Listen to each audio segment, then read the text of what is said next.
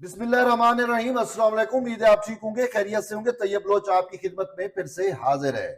अजी, तहरीक इंसाफ ने तमाम हदें पार कर दी हैं।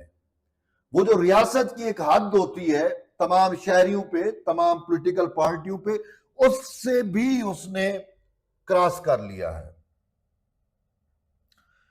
जब भी पाकिस्तान मुआशी और सफारती तौर पर मजबूत होने लगता है या ट्रैक पे आना शुरू हो जाता है, पता नहीं तहरीक इंसाफ को क्या ऐसा पड़ जाता है कि वो उसको डिरेल करने की, फिर से पाकिस्तान को डिट्रैक करने की हत्तुल मकदूर कोशिश शुरू कर देती है। हम तो पहले से ही कहते थे कि ये तहरीक इंसाफ जो है वो भारत और इसराइल की पाकिस्तान में एक क्रिटिकल प्रॉक्सी है। वो इसे अपने मफादात के लिए इस्तेमाल करते हैं, क्योंकि सबसे ज्यादा इनके ऊपर फंडिंग भी उन्हीं की है। साफ ज़ाहिर इनके हैंडलर जो कहते हैं इन्होंने वही कुछ करना है।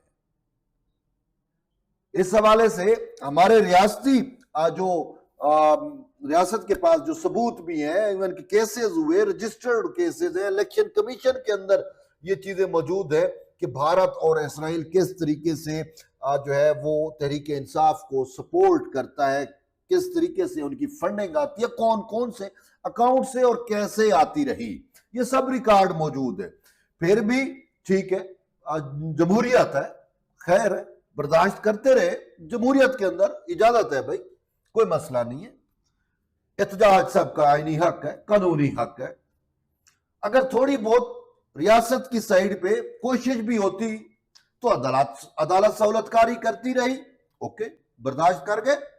लेकिन अब तो इन्होंने हद ही क्रॉस कर दी है। मैं कई अरसे से यह कह रहा हूं कि तहरीक इंसाफ के बानी चेयरमैन इमरान खान को ठेका मिल गया उसके हैंडलर की जानिब से, भारत और इसराइल की जानिब से, कि ये जो शंघाई ताउन तंजीम का सरबराह मुमलिकत का इजलास इस्लामाबाद में होने जा रहा है और पाकिस्तान को इतनी बड़ी आलमी सतह के ऊपर कामयाबी मिलने लगी है कि पाकिस्तान मेहमान नवाजी कर रहा है 30 से 35 मुमालिक के वफूद की। बहुत अरसे बाद हम कोई ऐसा बड़ा इवेंट पाकिस्तान में होता हुआ देख रहे हैं। यही तहरीक इंसाफ थी जब इसके दौर में पाकिस्तान आलमी तौर के ऊपर तनाई का शिकार हो गया था। अब जब तमाम हमारे दोस्त मुमालिक, पूरा रीजन हमारे साथ दोबारा जुड़ गया है, मिल बैठ चुका है, और हम उनको आज जो है उनको होस्ट करने जा रहे हैं 15 और 16 और 17 अक्टूबर को। यहाँ पे जो है वो तकरीबन हमारे ऑल ओवर ये जो रीजन है पूरा, इसके मुमालिक के जो है वो सरबराह होंगे, उनके वफूद होंगे, उनके वज़राए खारजा होंगे। ऑलमोस्ट 30 से 35 मुमालिक बनते हैं। तो ये चीज हमारे दुश्मन मुमालिक से हजम नहीं हो सकती ना, भारत और इसराइल से हजम नहीं हो सकती।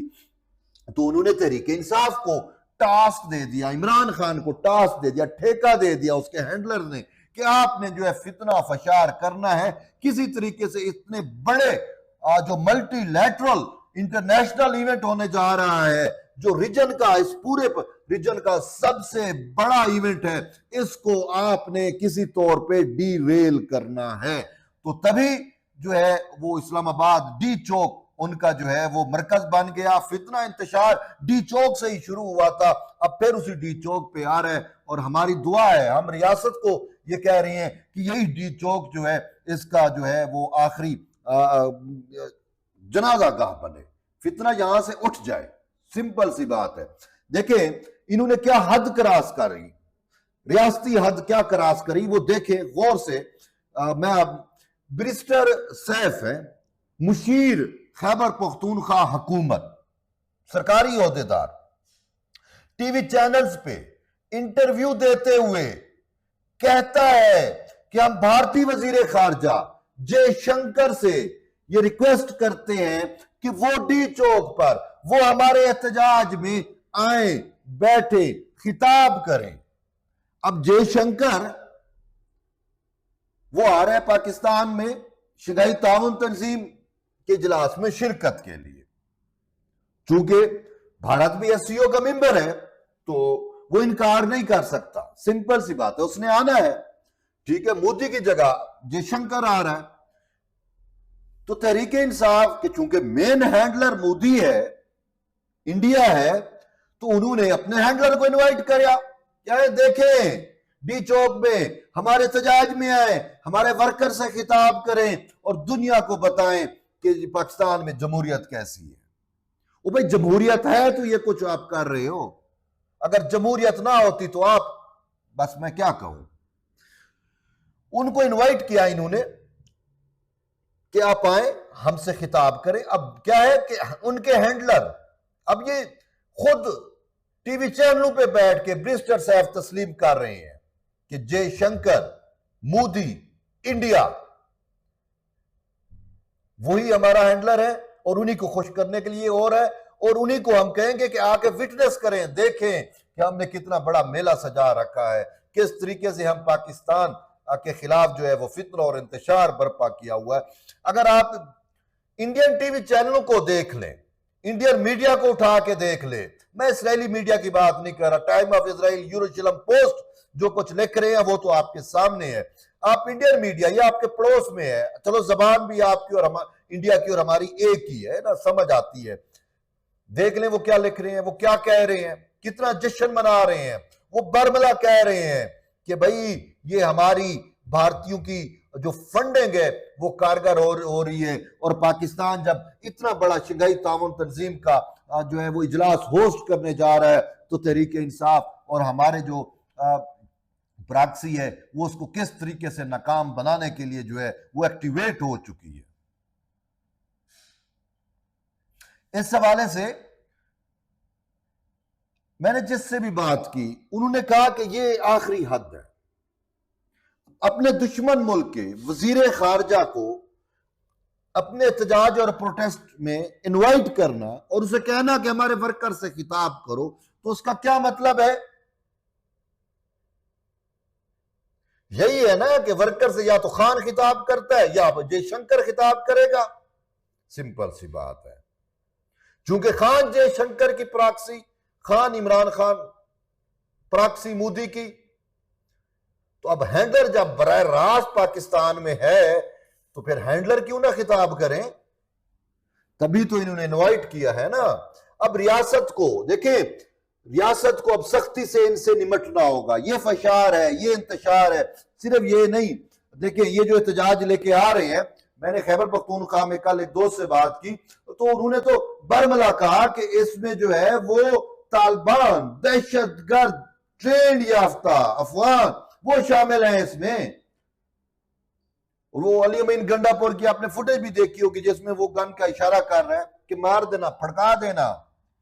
और शेलिंग, वो केपी के पुलिस के जो वसाइल थे वो सारे अब ये एहतजाजियों के हाथ में है, इन फशारियों के हाथ में है, और इनके हाथ में शेलिंग वाली गन्ने हैं जो ये शेल कर रहे हैं पुलिस के ऊपर, और बाकी जो सामने जो रुकावटें हैं, क्रेने लेके आ रहे हैं, पता नहीं क्या कुछ, तमाम सरकारी वसाइल के साथ ये जो है वफाक पे हमला है, हमला कर रहे हैं। और इसी सूरत हाल में फिर भारत को खुश करना, भारत की ईमा के ऊपर ये शंघाई ताउन तंजीम को नाकाम बनाने की अटेम्प्ट करना, और फिर भारतीय वजीर खारजा को जो है वो अपने प्रोटेस्ट में इनवाइट करना, बस इनफ, बहुत हो गया। सख्ती से इनसे निमटना होगा। और सबसे पहले वो जो जेल में पड़ा हुआ है, मुझे नहीं पता वो जेल में पड़ा है, और हमें पता है कि वो जेल में उसको क्या आसाइशें मुयस्सर है, देसी मुर्गे और पता नहीं क्या कुछ खाता है, और अपने वर्कर को बताता है मैं तो चक्की वाली जेल में हूं, मैं तो मुशक्कत काट रहा हूं। और जरदारी जेल में था, नवाज शरीफ जेल में था, किसी को जाने की इजाजत नहीं होती थी, मिलने तक नहीं दिया जाता था। सदर जरदारी तक तो अद्वियात नहीं पहुंचने दी जा रही थी, उस तक कोकेन से लेकर पता नहीं क्या कुछ चीजें भी पहुंच रही हैं। मुझे तो यही लग रहा है, डेली वो मुलाकातें भी कर रहा है, और इंडिया और इसराइल के पैगाम भी जेल में बैठे हुए उस तक पहुंच रहे हैं। मुझे नहीं समझ आ रही है रियासत क्या कर रही है। बहरहाल अब इनको सोचना होगा, हिम्मत पकड़नी होगी, और इस फितने को, इस इंतशार को न सिर्फ अवाम में बेनकाब करना है बल्कि इसका कला कमा भी करना है। ये भी है ना, वो कहते हैं ना, जब गिदड़ की मौत आती है वो शहर का रुख करता है। मैं यही कहूंगा इन रियासती जिम्मेदारों से कि अब इस गिदड़ की मौत आ चुकी है और वो शहर का रुख इख्तियार कर चुके हैं। ये अली अमीन गंडापुर, क्या आपसे ये कंट्रोल नहीं होता? अगर नहीं होता तो फिर मैं मुल्ला फजल रहमान की बात को ठीक कहूंगा कि मुल्ला साहब के बकौल अली अमीन गंडापुर उन्हीं का बंदा है, तभी तो वो रियासती मशीनरी के साथ हमलावर हो जाता है। बहरहाल अब इंतजाम और इंसराम तो है फौज के हवाले, और फौज को इख्तियारात भी पुलिस के दे दिए गए हैं, मुमकिन कार्रवाई करने के इख्तियारात भी दे दिए गए हैं, गिरफ्तारियों के इख्तियारात भी दे दिए गए हैं। अमन आमा कायम रखने का सारी रिस्पॉन्सिबिलिटी अब पाक फौज पे है। अब देखते हैं पाक फौज जिनसे कैसे निमटती है। तो हम तो दुआ कर सकते हैं, सपोर्ट करते हैं कि ये फितना इंतशार खत्म हो और फौज जो है इसका कला कमा करने में कामयाब हो। बहरहाल देखते हैं, अभी अली अमीन गंडापुर भी आ रहा है और डी चौक को भी मैदाने कारजार बनाने की जो है वो अटेम्प्ट्स हो रही है। तो सूरत हाल कैसे इमर्ज होती है, जो ही होगा तो हम आपको अपडेट रखेंगे। तब तक के लिए इजाजत दें, अल्लाह हाफ़िज़।